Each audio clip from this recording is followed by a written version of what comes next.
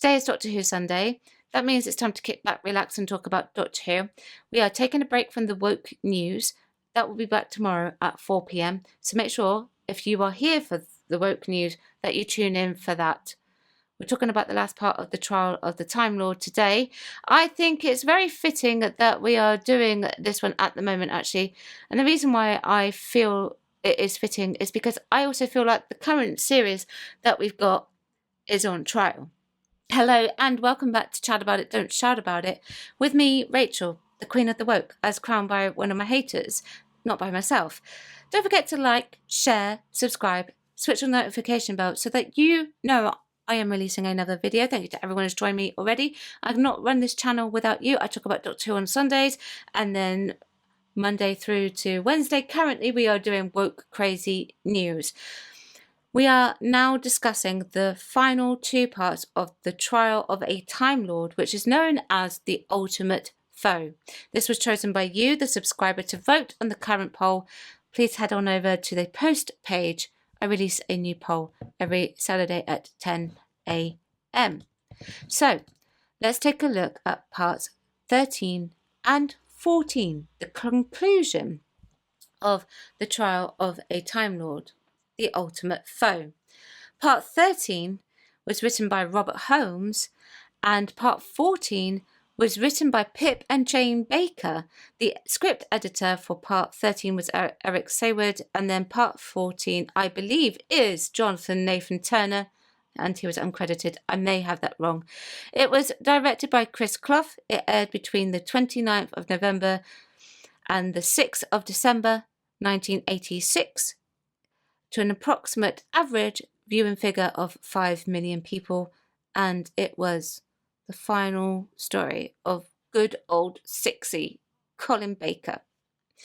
The Ultimate Foe is the fourth and final part of the serial known as the Trial of the Time Lord, and it ties together all the loose ends. The Doctor remains convinced that the Matrix has been tampered with and that the Valeyard's evidence was fake. Glitz and Mel also arrived in the courtroom. The Master is revealed to be in the Matrix. He had wanted Glitz to get the black box because that had the technology secrets from the Matrix, which had been taken. It was then discovered that the Time Lords had involvement in this. They traced the sleepers, moved the planet Earth to where the Doctor had found it in the mysterious planet. It's then revealed by the Master that the Valeyard is a manifestation of the Doctor's darker side, somewhere between his 12th and final incarnation, and the High Council had offered the Valeyard the Doctor's remaining regenerations in the exchange for fake evidence showing that the Time Lords really are truly corrupt. The Doctor demands that the trial is brought to a stop and the Valeyard takes off into the Matrix somewhere. The Doctor follows him with Glitz. There, an absurd amount of events occur in a Victorian setting. No rules apply. It is difficult to decipher what is real and what is not. It is revealed that the Master wants the Doctor to overpower the Valeyard because he believes that he cannot do it himself.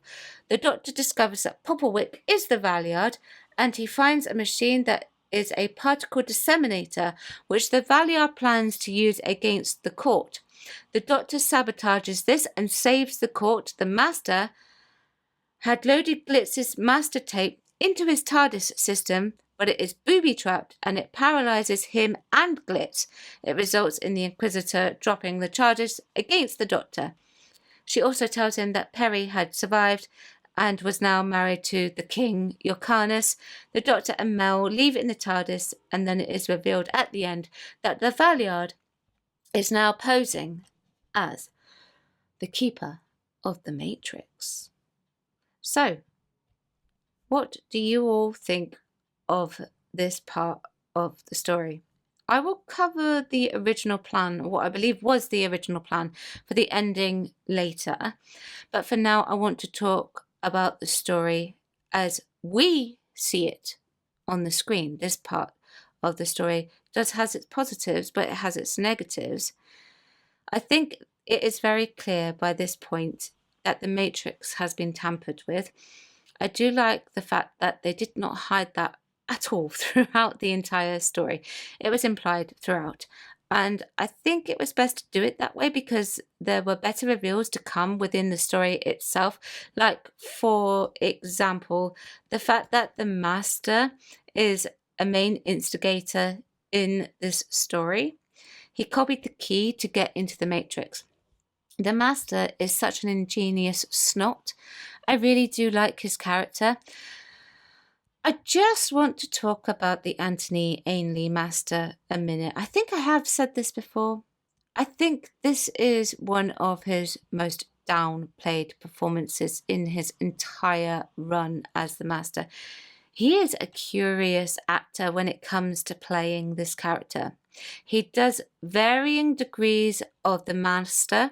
His energy is different in each of his stories, and he changes his energy to match the Doctor that he is against. I think I've said it before. I'm sure I have. I also think that he downplayed it in this one because we do have another villain in this, which was obvious in the form of the Valeyard. The revelation that the Valeyard is the Doctor and is somewhere between his 12th and final regeneration and is the darker version of himself was definitely not a twist that I would have expected. People are theorizing that perhaps the Valeyard will come back in the new series. I hope that he doesn't. Michael Jaston, who plays the Valeyard, who played the Valeyard, was brilliant. I've not really touched on him at all in the review of the Trial of a Time Lord as of yet. I don't know how often he had chance to play a villain, but I think it is very evident that he is enjoying it. He has a very easy voice to listen to. The scene where the Valeyard is appearing all over the place. Now, this is one of the scenes that was replacing the original concept that Robert Holmes had the idea of. And it's not a normal scene that I would associate, in my opinion, with Pip and Jane Baker, no longer the worst writers of Doctor Who. But they rolled with something that was perhaps a little different from their normal style. It's one of the best bits, though, because they have Michael delivering this speech as the Valeyard. And this scene must have taken them a very long time to film because of all of the cuts that they would have had to have done for it. But, he's talking a lot and he's very easy to listen to. He's got your attention very much so. Excuse me. Michael doesn't play the Valeyard either as a scary man. He tries to go with a type of, I don't know, is it vanity? Maybe it's vanity. I feel like he's definitely, and pompous isn't the right word here, arrogant is a better word. He doesn't shout. He doesn't really raise his voice all that much. I sense the danger in him. I think because of that, he is able to carry that scene extremely well. In fact, all of the performances in part 13 and 14 are extremely well-rounded. I prefer Linda's Inquisitor, Linda Bellingham, in these two parts more than any of the other parts. She doesn't really have all that much to do other than like, is that right? Be quiet. Doctor, stop it. That type of thing. So I feel like she serves her purpose here in part 14 really well, especially when the Matrix does its weird altered reality. And I think she really relished the fact that she had to order the Doctor's end-of-life termination. Of course, that was fake, but I really believed it at the time when she did that. And I must say that would have been a fantastic cliffhanger if they had just stopped it there. Now, I do agree with this statement, though. Paul Clark, 7664, deeply flawed. Every time there was a chance for drama, we cut back to the court. Very true. I would agree with that. The cliffhanger, though, for 13 is very good. I think they were trying to recreate some of what happened in The Deadly Assassin. I don't know if they achieved it or not. However, they had the Doctor being dragged under by the quicksand hands, and that's pretty cool. I would say that the Matrix, though, isn't scary enough in this story, and I think it runs a risk of being a little bit comical, for example. In the beginning of part 14, where the Doctor is coming back out of the quicksand, to everyone, I'm sure that it was really clever how they did it. It didn't look right. It looked almost laughable. I suppose that's what happens though when you change scripts suddenly and you don't know what was supposed to have come before it. Another thing that was predictable was the fact that Popplewick is the Valeyard. It's also a trick that is associated with the Master. It's nothing that I would associate with the Valeyard or even the Doctor, that's just me. But I suppose that Pip and Jane did do something similar with the Rani. Not all of the stuff in the Matrix is bad. The courtroom inside the courtroom where the Inquisitor orders the termination of the life of the Doctor is really good. And I do think still it would have been a fantastic cliffhanger. I do like the concept of doing a courtroom within the courtroom and within a courtroom. That's pretty mind-warping reality and very confusing. Although it probably would have been better set within the historical setting itself. I also like the historical setting in The Matrix. I'll give this the benefit of the doubt. They did try to keep it to very few settings.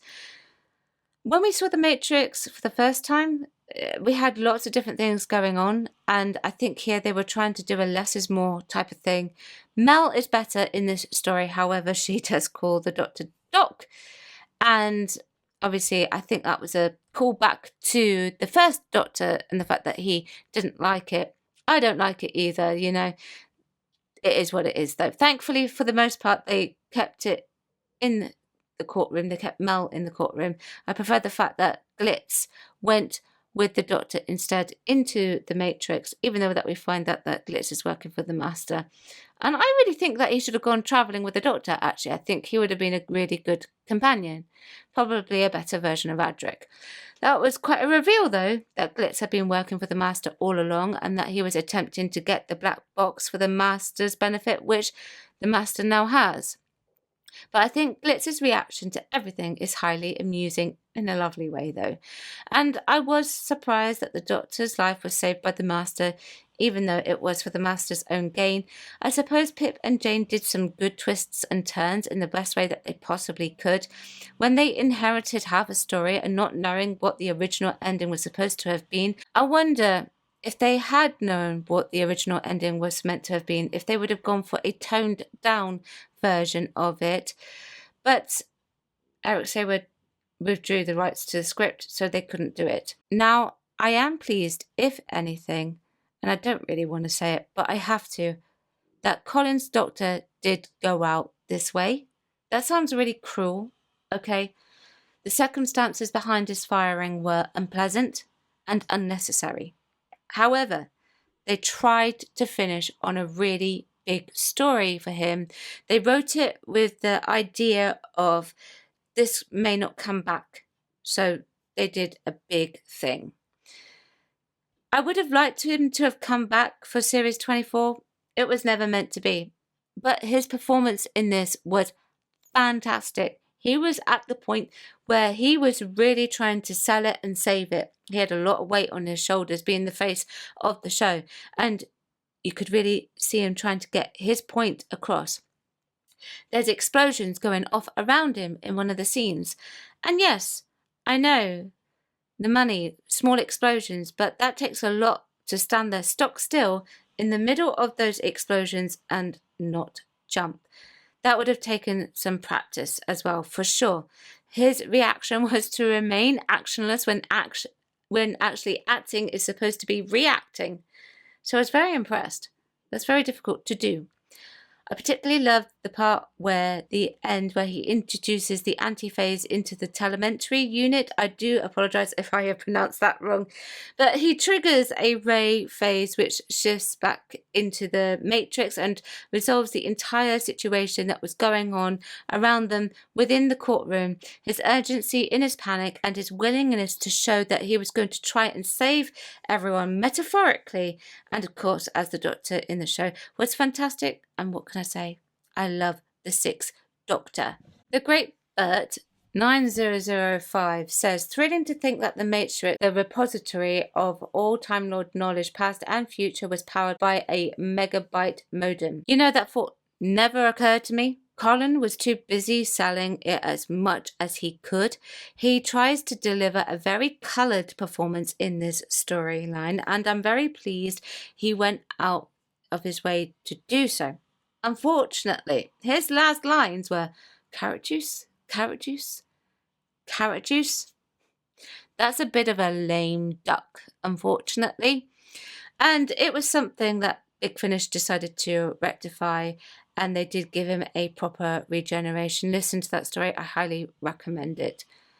And that ending, the reveal that the Valeyard is now posing as the keeper of the Matrix, who would have expected that? I certainly didn't.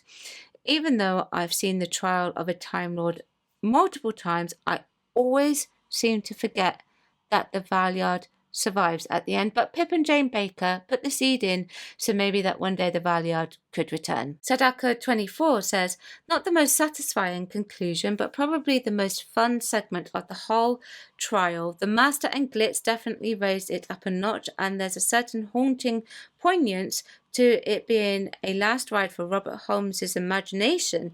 I think it'd be a better resolution overall if Perry had been sent as witness instead of Mel to properly make it clear the Doctor really was framed by the Matrix. Yes, I understand what you're saying. I think it would have been a good idea if they had Perry and King Yukanus do that, if they had decided that Perry was going to stay alive. However, they did it with Mel, and I feel like that was added in by J&T probably when he was editing the scripts, especially the survival of Perry. Listen, I think Perry should have died, to be honest. So the ultimate foe, even though it's one hot mess behind the scenes, I think overall that they did pretty well for what they had to work with. So I have a fun fact for you. I had not looked up what the original ending for this story was, like, ever. I didn't touch it. I did know that there was an alternate ending, but I tend not to tarnish my memory with what could have been. However, for the reviews, I had to make an exception in this case. I did go and find out what the original ending was supposed to be, and I think I found it, although please do tell me, and I'm sure you will, if I am not correct. So for anyone who doesn't know, Robert Holmes sadly got sick and passed away before the completion of part 14, the story, which was unfortunate because I think the original ending was a million times better than what we got. And in this case, it's not the fault of Robert Holmes, naturally, can't help it, or the Bakers. We all know that there were issues going on behind the scenes with Doctor Who. Now, obviously, no one can help with what happened. However, Eric Saward, he took over the script to finish it off the way that Robert wanted it written. There were disagreements between Eric and J&T happening around this time, and it all resulted with Eric resigning. And J&T also believed that the script was too dark. The BBC was effectively holding Doctor Who to ransom because they believed it to be too violent. Eric withdrew the script, and so J&T commissioned Pip and Jane Baker to write the remainder of part 14 with no knowledge of what the ending was supposed to have been. I think I've got that correct, right? Okay. So almost everything that we see in part 13 is from the mind of Robert Holmes, and in part 14 the story is completely different. Pip and Jane did fine. I would say the overall ending that we got was okay. However, I do think that the original ending would have been much better, because that would have opened so many doors, in my honest opinion, for series 24.